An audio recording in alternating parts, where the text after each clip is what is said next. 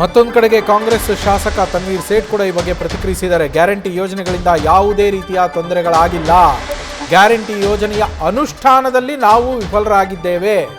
ಸೂಕ್ತ ವ್ಯಕ್ತಿಗಳಿಗೆ, ಸರಿಯಾದ ಕುಟುಂಬಗಳಿಗೆ ಇದರ ಫಲಾನುಭವ ಸಿಗ್ತಾ ಇಲ್ಲ. ಎಷ್ಟು ಸೌಲಭ್ಯ ಕೊಡ್ತೀವಿ ಅಷ್ಟು ದುರುಪಯೋಗ ಆಗ್ತಾ ಇದೆ. ಅರ್ಹರಿಗೆ ಯೋಜನೆ ತಲುಪಿದ್ರೆ ಮಾತ್ರ ಇದು ಯಶಸ್ವಿಯಾಗತ್ತೆ. ಸಂಪನ್ಮೂಲದ ಕೊರತೆ ಇರುವ ಸ್ಥಳದಿಂದಲೇ ಇದನ್ನ ಸರಿಪಡಿಸಬೇಕು ಅಂತೇಳಿ ಮೈಸೂರಿನಲ್ಲಿ ಕಾಂಗ್ರೆಸ್ ಶಾಸಕ ತನ್ವೀರ್ ಸೇಠ್ ಹೇಳಿರುವಂಥದ್ದು.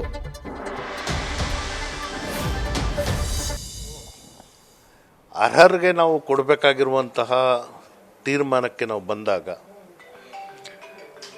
ಅರ್ಹರನ್ನ ಆಯ್ಕೆ ಮಾಡ್ಕೊಳ್ಳುವಂಥದ್ರಲ್ಲಿ ಮತ್ತು ಅವರಿಗೆ ಆ ಸವಲತ್ತನ್ನು ನೀಡುವುದರಲ್ಲಿ ಎಲ್ಲ ಒಂದು ಕಡೆಗೆ ನಾವು ವಿಫಲರಾಗ್ತಾ ಇದ್ದೀವಿ. ಒಂದು ಉದಾಹರಣೆ ಹೇಳ್ತೇನೆ. ನಮಗೆ ವರ್ಷಕ್ಕೆ ಪ್ರತಿ ವರ್ಷ ಪಡಿತರ ಚೀಟಿ ವ್ಯವಸ್ಥೆಯಲ್ಲಿ ಬಡತನ ರೇಖೆಗಿಂತ ಕಡಿಮೆ ಇರುವಂತಹ ಕುಟುಂಬಗಳ ಸಂಖ್ಯೆ ಬೆಳೀತಾನೇ ಇದೆ. ನಾವು ಆರ್ಥಿಕ ವ್ಯವಸ್ಥೆ ಎಲ್ಲರಿಗೂ ಮಾಡಿಕೊಟ್ಟಿದ್ದೀವಿ ಅಂತ ಹೇಳಿದ್ದಲ್ಲಿ ಒಂದು ಕಾಲಕ್ಕೆ 70-78 ಲಕ್ಷ ಪಡಿತರ ಚೀಟಿಗಳಿದ್ದಂಥದ್ದು ಇವತ್ತು 1,21,00,000 BPL ಪಡಿತರ ಚೀಟಿಗಳಿವೆ. ಹಂಗಂದರೆ ನಮ್ಮ ರಾಜ್ಯದಲ್ಲಿ ಬಡತನ ಹೆಚ್ಚಾಗ್ತಾ ಇದೆಯಾ ಅನ್ನೋ ಪ್ರಶ್ನೆ ನಮ್ಮ ಮುಂದೆ ಬರುತ್ತೆ. ನಾವು ಎಷ್ಟು ಸೌಲಭ್ಯಗಳು ಕೊಡ್ತಾ ಇದ್ದೀವಿ ಅಷ್ಟು ಜನ ಬೇರೆ ಬೇರೆ ಅನ್ಯ ಮಾರ್ಗಗಳಿಂದ ಈ ಸವಲತ್ತುಗಳನ್ನ ಪಡೆಯುವಂಥದ್ದಕ್ಕೆ ಮುಂದೆ ಬರ್ತಾ ಇದ್ದಾರೆ. ಇದರ ಜೊತೆಗೆ ನಮಗೇನಾಗಿದೆ ಅಂತ ಹೇಳಿದಾಗ ಆರ್ಥಿಕ ವ್ಯವಸ್ಥೆ ಇವತ್ತು ಎಲ್ಲರಿಗೂ ಹಸಿವು ಮುಕ್ತ ಮತ್ತು ಅವರ ಕುಟುಂಬ ನಿರ್ವಹಣೆ ಮಾಡುವಂತಹ ಯೋಜನೆಗಳು ಏನು ಕೊಟ್ಟಿದ್ದೀವಿ ಅದನ್ನು ನಾನು ಸಮರ್ಸ್ಕೊತೀನಿ. ಆದರೆ ಅದನ್ನು ಜಾರಿ ಮಾಡುವಂಥ ಸಂದರ್ಭದಲ್ಲಿ ಎಲ್ಲೋ ಒಂದು ಕಡೆಗೆ ಆತರ ಇರಬಹುದು, ಇನ್ನೊಂದು ಕಡೆಗೆ ನಾವು ಮಾಡುವಂಥದ್ರಲ್ಲಿ ಹಾಕುವಂತಹ ಏನು ನಿಯಮಾವಳಿಗಳಲ್ಲಿ ಎಲ್ಲೋ ಲೋಪಗಳಾಗಿದೆ. ಅದನ್ನು ಸರಿ ಮಾಡಿಕೊಂಡಂತಹ ಸಂದರ್ಭದಲ್ಲಿ ರಾಜ್ಯದ ಉದ್ದಕ್ಕೂ ಪ್ರತಿ ಮನೆಗೂ ನಮ್ಮ ಯೋಜನೆ ಮುಟ್ಟುವಂಥದ್ದಾದರೆ, ಅರ್ಹರಿಗೆ ಮುಟ್ಟೋದಾದರೆ ಬಹುಶಃ ನಾವು ಮಾಡಿರುವಂತಹ ಕಾರ್ಯಕ್ರಮ ಯಶಸ್ವಿ ಆಗುತ್ತೆ. ಬಟ್ ಈ ಸಂದರ್ಭಕ್ಕೆ ಅದು ಹೊರೆ ಆಗ್ತಿದೆ ಸರ್. ನೋಡಿ, ಆರ್ಥಿಕತೆಯಲ್ಲಿ ನಮಗೇನಾಗಿದೆ, ನಾವು ಮಾತಾಡಿದಂತಹ ಸಂದರ್ಭದಲ್ಲಿ ರಾಜ್ಯ ಮತ್ತು ಕೇಂದ್ರದ ಮಧ್ಯೆ ಇರಬೇಕಾಗಿರುವಂತಹ ಒಂದು ಬಾಂಧವ್ಯ ಮತ್ತು ಅದರ ಆರ್ಥಿಕತೆಯಲ್ಲಿ ಇರಬೇಕಾಗಿರುವಂತಹ ಸ್ಪಷ್ಟತೆ ಇವತ್ತಿಲ್ಲ. ಕಾರಣ ಏನು ಅಂತ ಹೇಳಿದಾಗ ರಾಜ್ಯದಿಂದ ನಾನು ಪ್ರತಿ ವರ್ಷ 4.5 ಲಕ್ಷ GST ಹಣ ನಾನು ಸಂಗ್ರಹಿಸಿ ಕೇಂದ್ರಕ್ಕೆ ಕಳಿಸ್ತೀನಿ. ನನಗೆ ಬರಬೇಕಾಗಿರುವಂಥದ್ದು ನನಗೆ ಬರ್ತಾಯಿಲ್ಲ. ಒಂದು.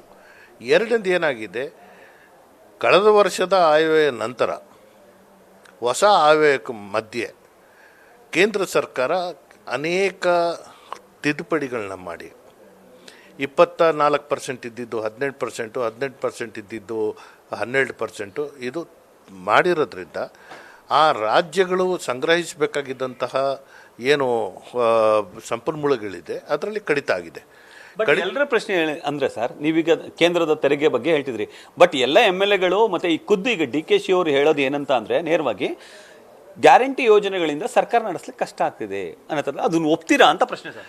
ಇಲ್ಲ, ನಾನು ಒಪ್ಪಲ್ಲ.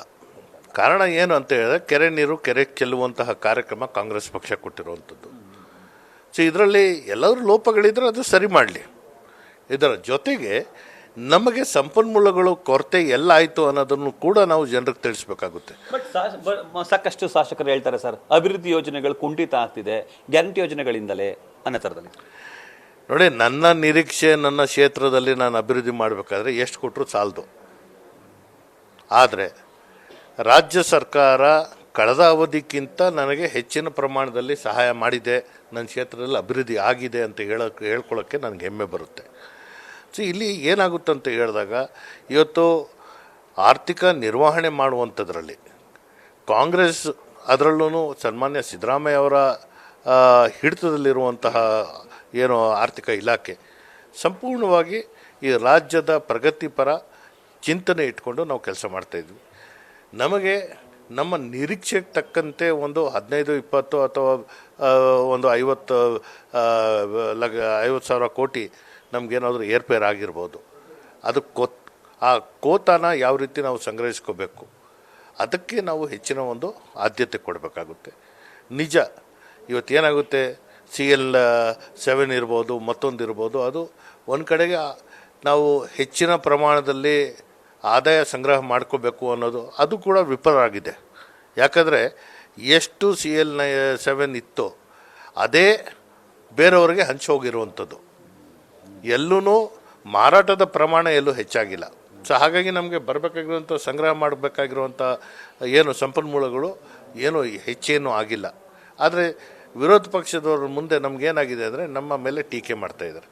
ಸೊ ಇದೇ ರೀತಿಯಲ್ಲಿ ಇವತ್ತು ನಮ್ಮ ರಾಜ್ಯದ ಪ್ರಗತಿ ನೋಡುವಂತಹ ಸಂದರ್ಭ ಬಂದಾಗ ಶಿಕ್ಷಣ, ಆರೋಗ್ಯ ಇದಕ್ಕೆ ಹೆಚ್ಚಿನ ಆದ್ಯತೆ ಕೊಡಬೇಕು ಅನ್ನೋದು ಅನೇಕ ಪತ್ರಗಳು ನಾನು ಬರೆದಿದ್ದೆ. ಬಟ್ ನಿಮ್ಮ ಪ್ರಕಾರ ಗ್ಯಾರಂಟಿ ಯೋಜನೆಗಳಿಂದ ಏನು ಎಫೆಕ್ಟ್ ಆಗ್ತಿಲ್ಲ, ಏನೋ ಸರ್ಕಾರಕ್ಕೇನೋ ತೊಂದರೆ ಆಗ್ತಿಲ್ಲ ಅಂತ ಸರ್?